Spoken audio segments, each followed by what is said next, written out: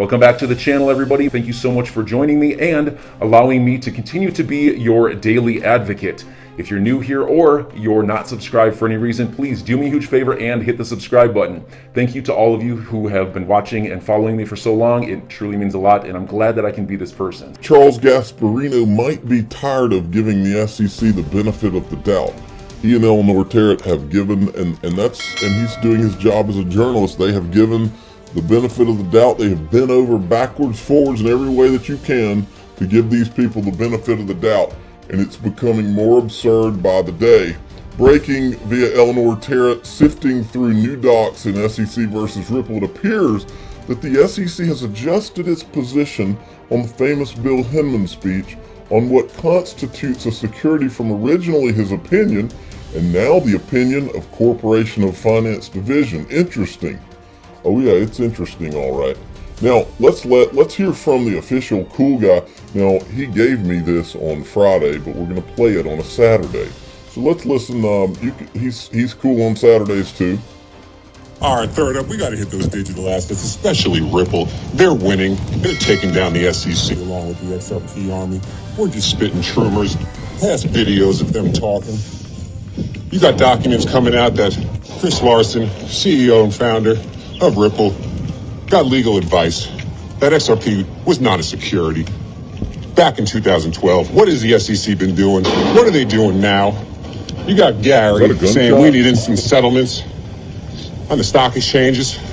That has Ripple written all over it. You got Biden coming out with an executive order next week. What will it say?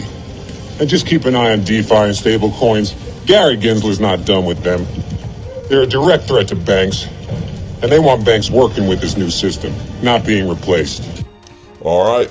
You always need to check in with the official cool guy. Now, Digital Perspective had tweeted this out about how the recent motion. Now look at this. It says agency decision making is critical. The release of dozens of drafts of the speech, the vast majority of which reflect opinions and thoughts of staff other than Director Hinman, would result in a very chilling of agency deliberation the court sought to avoid in its order. So it would be if they released all of those deliberations, it would be very chilling for the agency. I'll bet you it would. And I said, words mean things. Very chilling equals Ethereum house of cards comes crashing down. And that includes the disguise wells. This ends before we ever see any of those emails.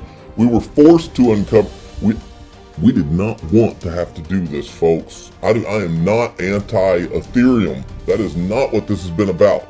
I just knew that Ethereum was the pressure point because I knew something not right had gone on here, and the pressure has to be applied to what happened with Ethereum, and that is how you make, because these people apparently are unwilling to do the right and honest thing, and so the only way to force their hand on doing the right thing is to put pressure where the weakness is, and that is Ethereum, because this is as shady gets, everything that happened here, okay? We were forced to uncover this Ethereum mess. It was the only way to get the SEC to level the playing field because they weren't going to do it for the right reasons. So we're making them do it because this is the right thing.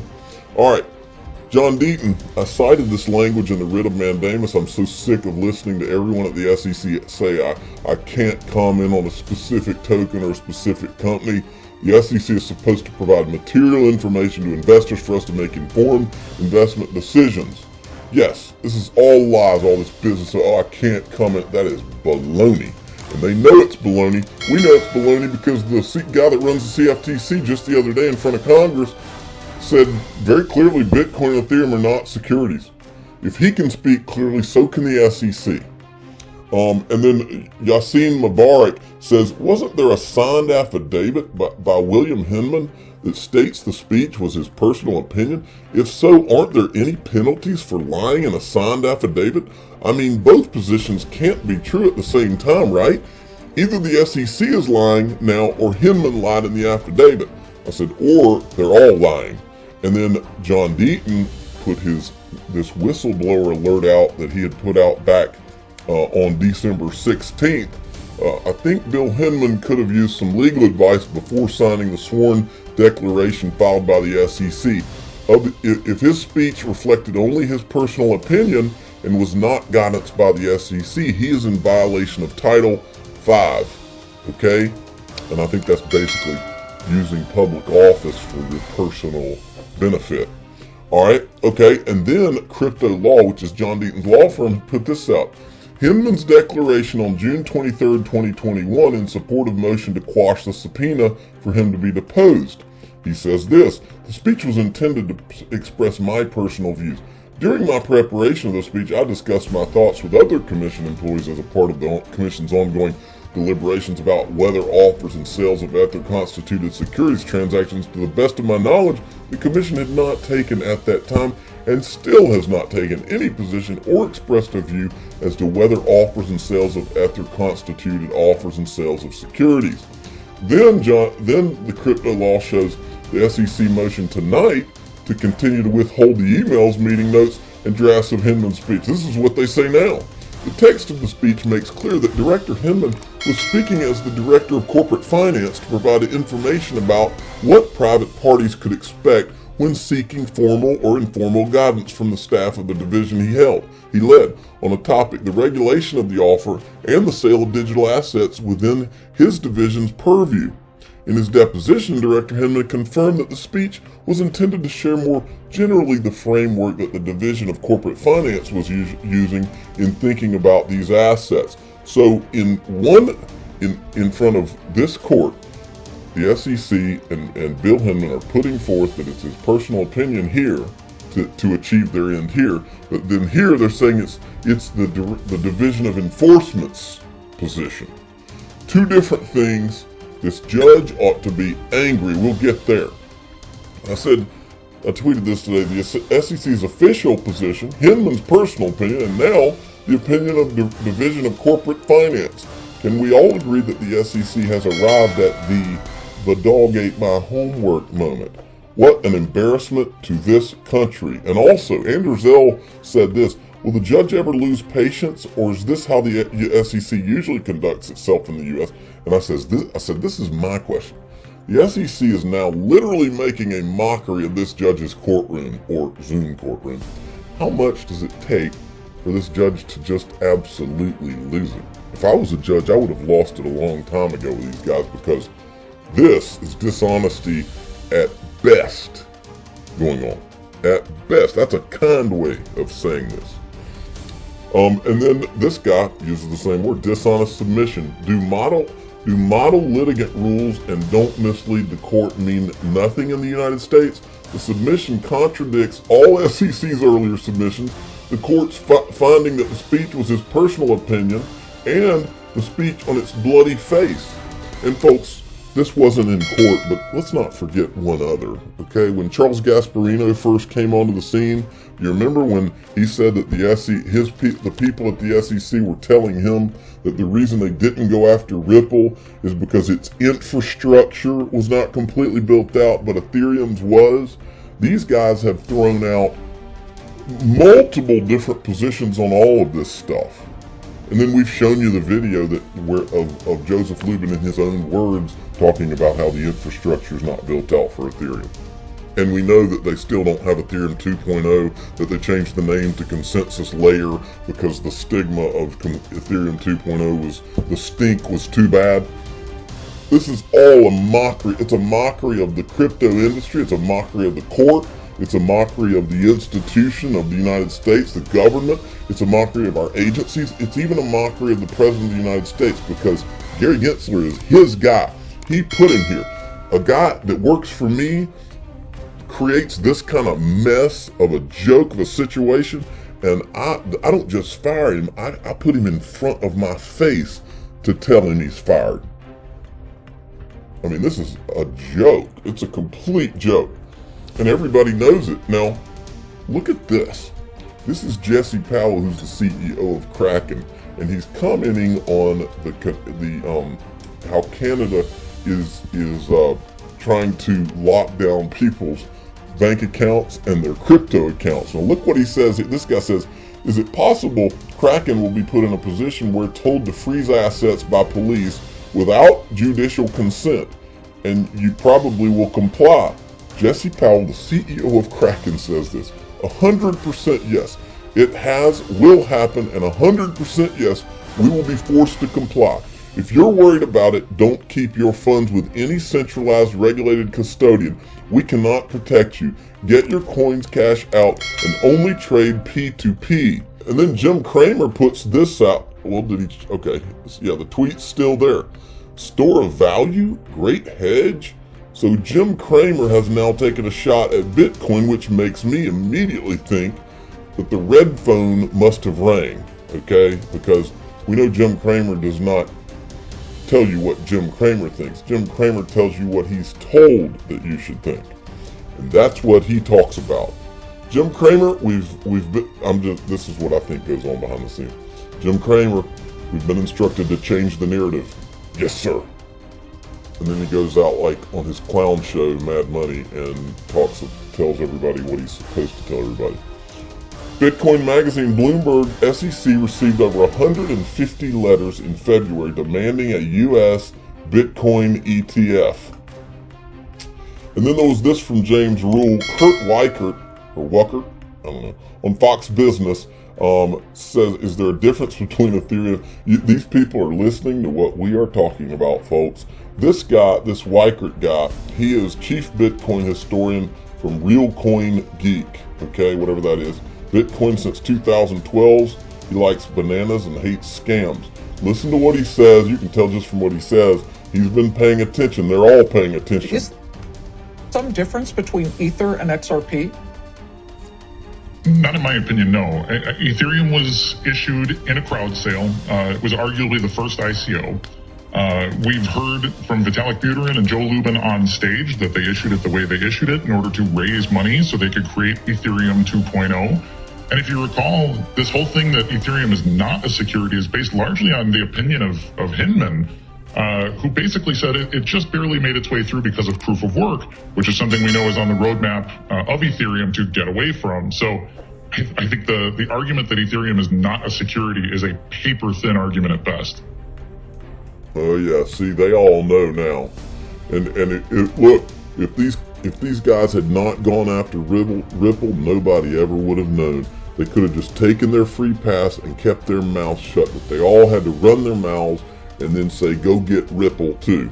And then they had to gloat. If they hadn't done that, kids, I tell you this all the time, if you're listening to me, don't gloat, because I tell my sons this in baseball. If you win, don't give the guy a smirk. Just win with grace.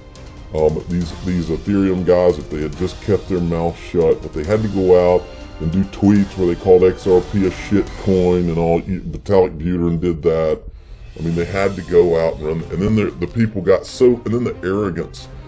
All the people involved had to go out and start bragging about what they did. These are grown-ups, folks. All right, and then John Deaton was replying to this. He says, we really need to get the notes from these meetings. Clearly the SEC staff with Hinman told Lubin things. After every meeting, Lubin would make, this is back to that gloating, folks, Lubin would make statements like this one. On June 12, 2018, Novogratz said Ethereum wouldn't be classified as security, and the SEC was going after a token, okay? These guys, somebody was talking, okay? Right here, Lubin says the market needs the SEC to scare certain projects away. I remember that video.